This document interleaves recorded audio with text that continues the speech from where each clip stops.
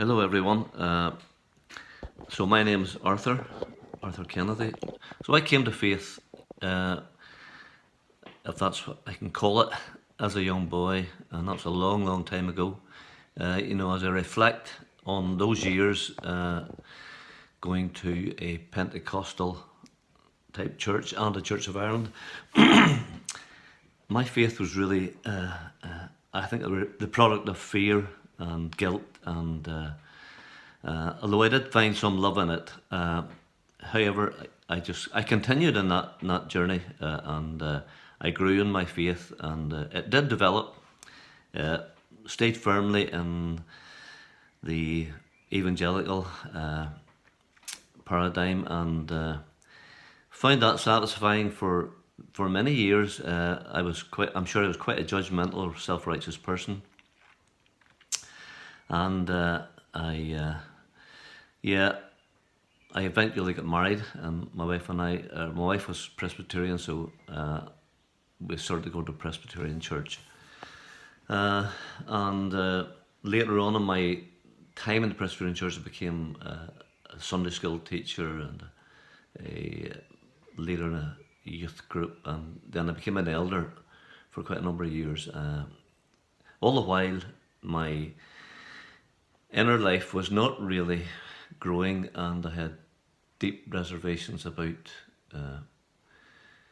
many questions that I couldn't really get answers to. In fact, I couldn't really get conversations about, because when I would raise an issue which was deemed to be a bit controversial or a bit unbecoming of a believer, there was a kind of a shutdown, and that people didn't respond, and so I had to bury things for a long time, and I don't think that did me any favors internally.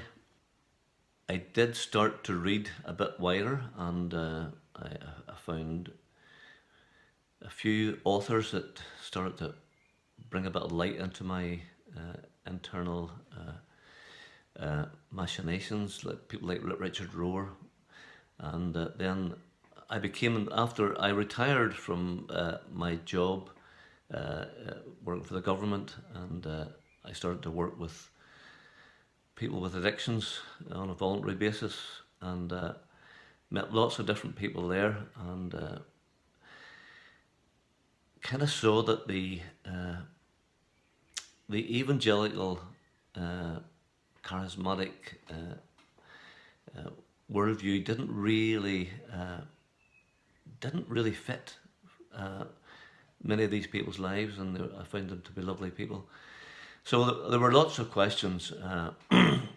Eventually, my wife and I stepped out of the church for a number of years, and we then reconnected a couple of times. Still found it unsatisfying, and we are connecting with a small fellowship in my home area here. But can't say we really found a home. Delighted when we discovered the Harbour Faith Community and the Collective in Ballymoney. And I had formed an alliance with several people in Belfast a few years before that, and we would meet occasionally, and joined a book club there, and we would discuss theology and philosophy and things. And some of it made me uncomfortable, but it was all part of the journey of finding a faith that wasn't fear-based, and that gave hope for everyone, not just the ones who'd put up their hands after an altar call. So this is where I remain now. My faith, I find, is changing. It always changes. So I don't have the certainty. I grew up with it, and in some ways that's uncomfortable, but it's more true to what life is and who I am. And the faith I have now is I find myself much more content and happy in it, and I can ask the questions I want to ask, and there are always questions. But what gives me hope is that the God I have met in that period of time is certainly not judgmental God who is always looking over my shoulder, see what I'm doing. But the God I've met in this journey is a God of love and grace and